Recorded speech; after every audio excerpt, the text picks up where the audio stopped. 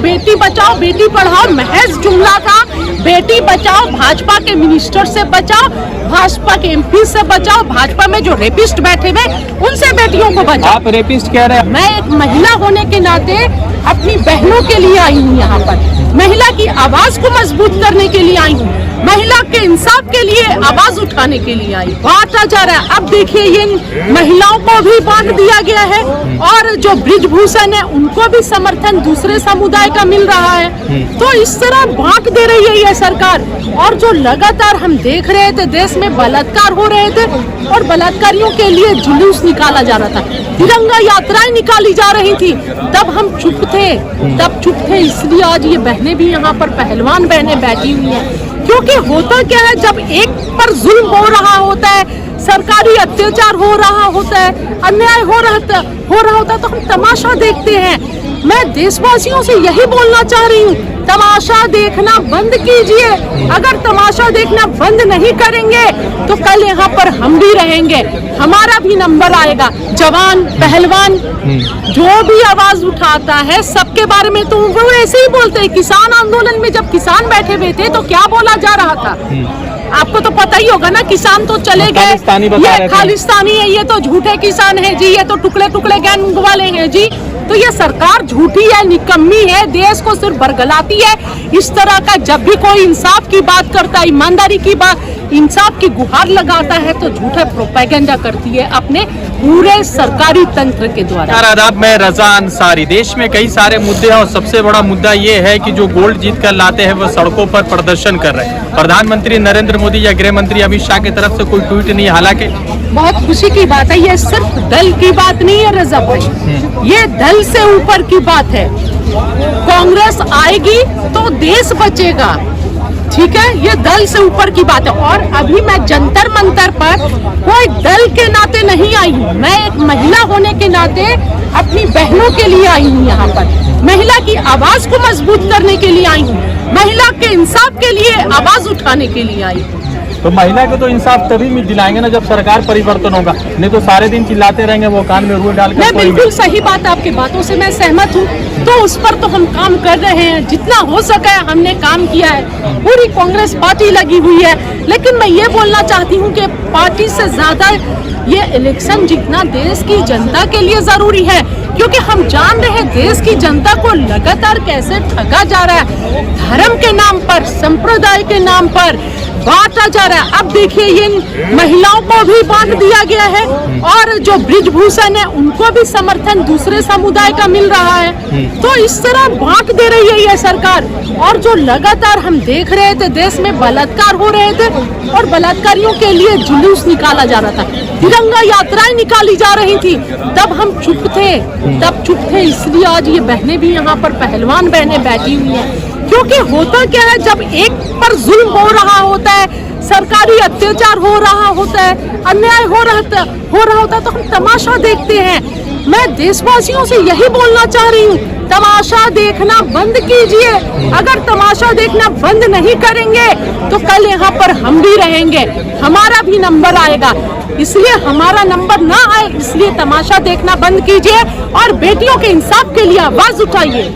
क्या जो भाजपा समर्थक लोग हैं वो कह रहे हैं कि जो लोग भी प्रदर्शन पर बैठे हुए हैं वो टूल किट गैंग के हिस्सा, यानी कि वो कहीं ना कहीं विपक्षी दलों के समर्थन से यहाँ बैठी, क्योंकि यहाँ प्रियंका जी आई थी, लगातार उन्होंने पहलवानों से बात की। क्या उम्मीद है कि स्मृति ईरानी जो महिलाओं की बहुत मतलब फेवरिंग बताती रहती है, तो क्या उनसे उम्मीद है कि वो आएंगे यहाँ पर और महिलाओं को समर्थन करेंगे? वही तो मैं बोली, ये तो बेशरम तरह के लोग हैं। जवान पहलवान जो भी आवाज उठाता है सबके बारे में तो वो ऐसे ही बोलते हैं। किसान आंदोलन में जब किसान बैठे हुए थे तो क्या बोला जा रहा था, आपको तो पता ही होगा ना। किसान तो चले गए, ये खालिस्तानी है, ये तो झूठे किसान है जी, ये तो टुकड़े टुकड़े गैंग वाले हैं जी। पूरा तो सिंघू बॉर्डर खाली हो गया है, जाइए जाके देख लीजिए। मैं उस समय भी यही बोलती थी, अगर सिंघू बॉर्डर खाली हो गया है तो फिर तीनों काले कानून को रद्द करने की जरूरत क्या पड़ी। तो ये सरकार झूठी है, निकम्मी है, देश को सिर्फ बरगलाती है। इस तरह का जब भी कोई इंसाफ की बात करता है, ईमानदारी की बात, इंसाफ की गुहार लगाता है तो झूठा प्रोपेगेंडा करती है अपने पूरे सरकारी तंत्र के द्वारा। क्या लग रहा है कि लगातार 15 दिनों से ज्यादा का ये प्रदर्शन हो चुका है, मगर ऐसा कुछ नहीं आ रहा है पॉजिटिवनेस की ये जो लड़ाई जीत की तरफ चली। और किसान की बात कही तो वो 13 महीने का लगातार प्रदर्शन था, 1000 से ज्यादा किसान उसमें शहीद हुए या सरकारी आंकड़े माने तो मारे गए। तो क्या लग रहा है कि ये लड़ाई कितने दिनों तक चलने वाली है? देखिए, ये तो वक्त बताएगा कि ये लड़ाई कितने दिनों तक चलने वाली है, पर मुझे एक बात पता है कि सरकार से इंसाफ लेना बहुत ही मुश्किल है, क्योंकि किसान आंदोलन में पूरा 13 महीने मैं रहकर देखी हूँ कि किस तरह हमारे किसानों की शहादतें होती रही और ये सरकार गूंगी बनी रही। सरकार एक बार किसानों के लिए कुछ अच्छे शब्द भी नहीं निकाली, और जो उनके परिवार को सरकारी नौकरी मिलने वाली थी, मुआवजा मिलने वाला था, वो भी कुछ अब तक नहीं मिला। तो प्रधानमंत्री नरेंद्र मोदी 2022 में जब हिंदुस्तान की भारतीय महिला हॉकी टीम की खिलाड़ी गोल मारने में असक्षम हो गई थी, तो उन्होंने फोन करके एक बेटी के जैसा, एक पिता के जैसा दिलासा दिया था। यहाँ पे वो बेटियां जो हिंदुस्तान का झंडा लहराती हैं वो खड़ी है, तो क्या उम्मीद है कि प्रधानमंत्री कुछ नहीं, सब ढोंग है, वो सब ढोंग है। अगर कल को वो बेटियां भी कभी उनके साथ कुछ होना और इंसाफ के लिए आवाज उठाएंगी और गुनहगार उनके पार्टी के लोग होंगे तो वो बेटियों पर इल्जाम लग जाएगा। ब्रिजभूषण शरण सिंह कह रहे हैं कि जब तक साबित नहीं होगा तब तक हम रिजाइन नहीं करेंगे।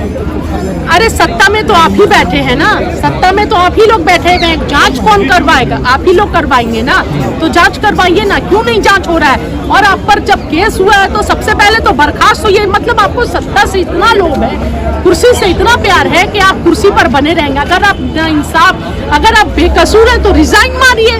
बताइए, बाहर की जमीन जो बाहर के अखाड़े, वहाँ पर इन पहलवानों ने मतलब के चित कर दिया था बाहर के पहलवानों को, और इस देश की सरकार ने इन्हें चित कर दिया यहाँ पर। अच्छा, इस देश की निकम्मी सरकार ने इन्हें यहाँ चित कर दिया।